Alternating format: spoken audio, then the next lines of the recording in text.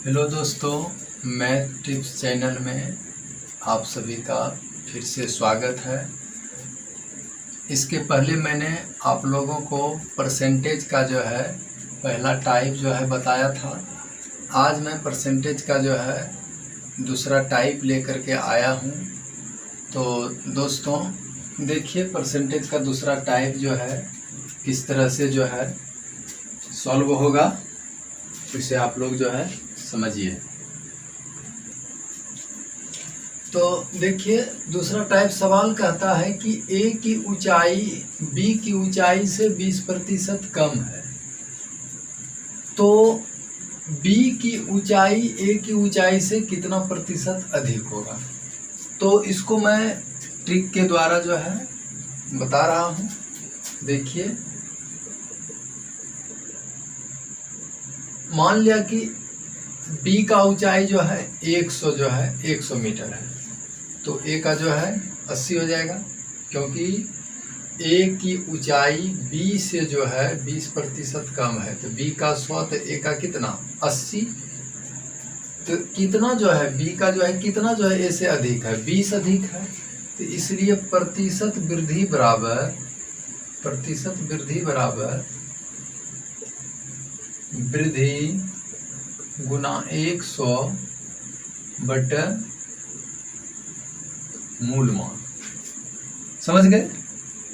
प्रतिशत वृद्धि बराबर वृद्धि गुना 100 बटे मूल मान। तो वृद्धि कितना हो रहा है? तो वृद्धि हो रहा है 20 का गुना 100 बटे कितना में 20 का वृद्धि हो रहा है। पहले कितना था? तो पहले था 80, अब हो गया ये कितना 20। कह रहा है कि B की ऊंचाई A की ऊंचाई से कितना प्रतिशत अधिक है। B का पूछ रहा है बटा 80, 20 चौक 80, 25 चौक 100, ये बराबर हो गया 25% की वृद्धि। यही आपका आंसर हो गया। समझ गए? तो देखिए, दूसरा सवाल कह रहा है कि यदि चीनी के मूल्य में 20% की वृद्धि हो जाए तो एक गृहिणी को इसकी खपत कितने प्रतिशत कम कर देनी चाहिए कि खर्च ना बढ़े। तो पहले जो है मूल्य था 100 रुपया, अब वो बढ़ के हो गया कितना 120 रुपया। समझ गए? अब कहता है कि इसमें कितना जो है गृहिणी को इसकी खपत कितने प्रतिशत कम कर दी जाए। तब 120 में हम कितना कम, तो ये दोनों का अंतर कितना हो गया, प्रतिशत कमी बराबर ये दोनों का अंतर हो गया 20। कितना में 20? 120 गुना 100, 20 छक 20 से 6 का आधा 3, 100 का आधा 50, 50 बटे 3, ये हो गया प्रतिशत। 16 48, 16.2 बटे 3%। समझ गए दोस्तों? ये बिल्कुल शॉर्ट तरीका है। देखिए दोस्तों, ये तीसरा सवाल कह रहा है कि यदि चावल के मूल्य में 10% की कमी हो जाए तो इसकी खपत में कितने प्रतिशत बढ़ानी होगी कि खर्च में कोई परिवर्तन ना हो। सवाल कह रहा है कि चावल है, चावल का जो मूल्य पहले था उसमें 10% का कमी हो गया। तो अब जब चावल का मूल्य में जब कमी हो गया तब उसका खपत जो है कितना बढ़ा दिया जाए कि उसके खर्च में जो है कोई परिवर्तन ना पड़े। तो मान लिए कि पहले जो है इसका मूल्य था 100 रुपया, इसमें 10% का कमी हो गया तो हो गया ये 90 रुपया। अब इस 90 में जो हम कितना जो है वृद्धि कर दें कि मेरा जो है खर्च में कोई परिवर्तन ना हो, इसलिए प्रतिशत वृद्धि। अब इसमें जो है 10 बढ़ रहा है, 10 बटे मूल मान 90 गुना 100, 0 0 कैंसिल, 100 बाय 9, 11 नमा 99, 11 नमा 99, 1/9%, 11.1/9% की वृद्धि होगी। यही हो गया आंसर।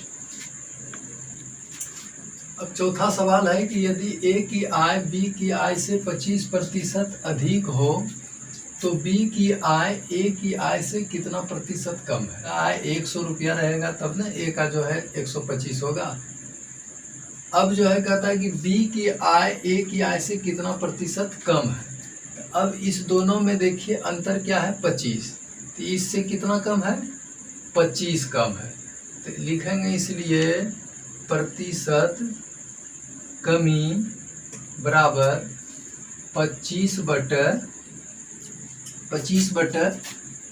इससे न 25 कम है तो 125 गुना 100, 25 पंच 125, 20 पंच 100, ये बराबर हो गया 20%।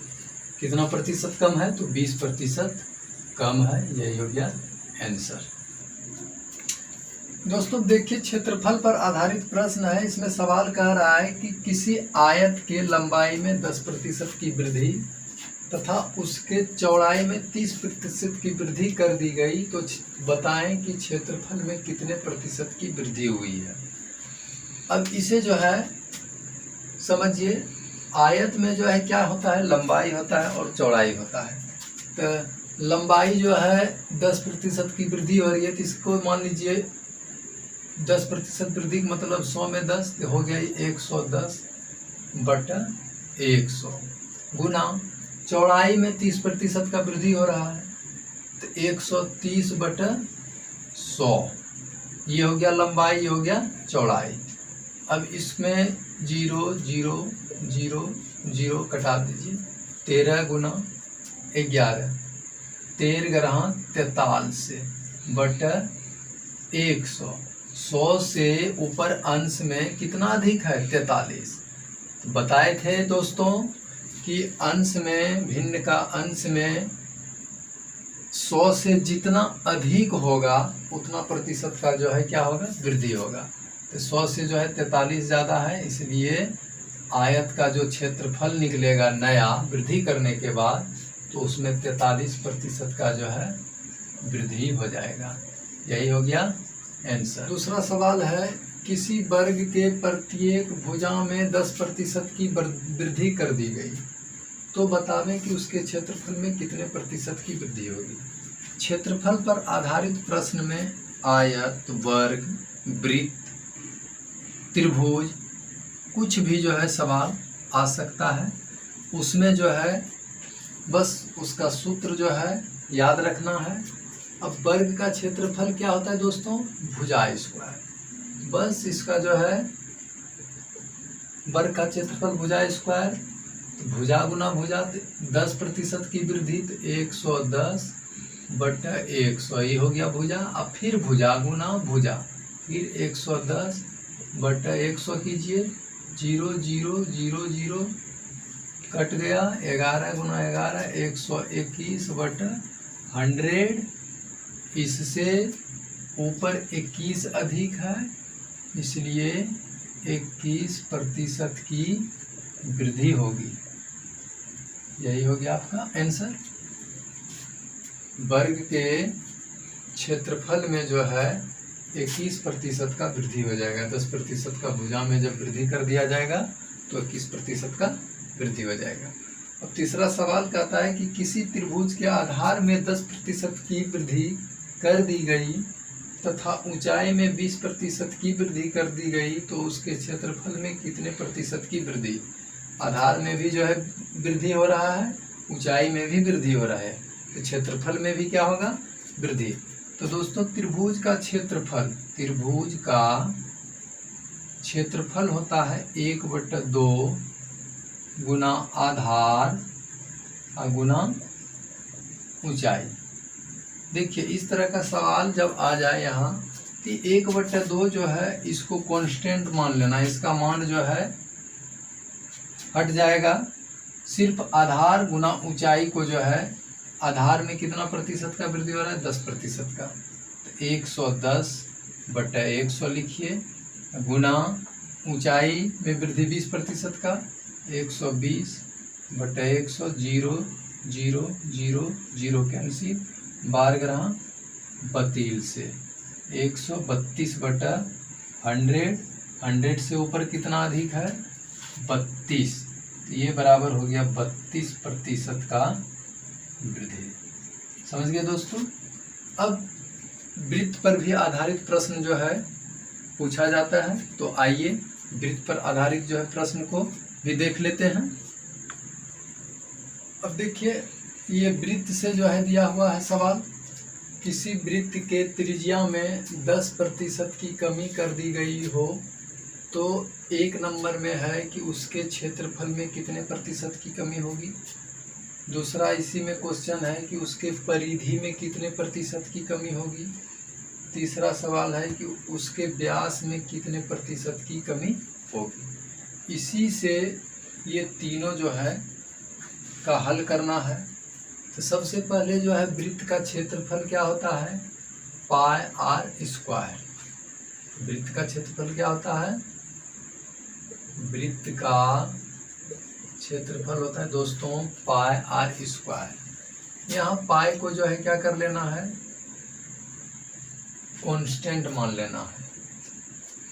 मूल क्षेत्रफल में भी पाई आएगा, इसलिए पाई को जो है कांस्टेंट मानिए। आर स्क्वायर यानी आर गुना आर, 10% कमी का मतलब 90/100 गुना फिर 90/100, 0 0 0 0 खत्म, 99 81/100। ये 100 से 81 है 19 का, तो 19% की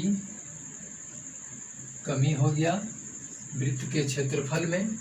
यही आपका आंसर आ गया क्षेत्रफल के लिए। अब कहता है उसके परिधि में कितने प्रतिशत की कमी। तो वृत्त की परिधि होता है 2 पाई आर। यहाँ भी 2 पाई को जो है कांस्टेंट मानना है।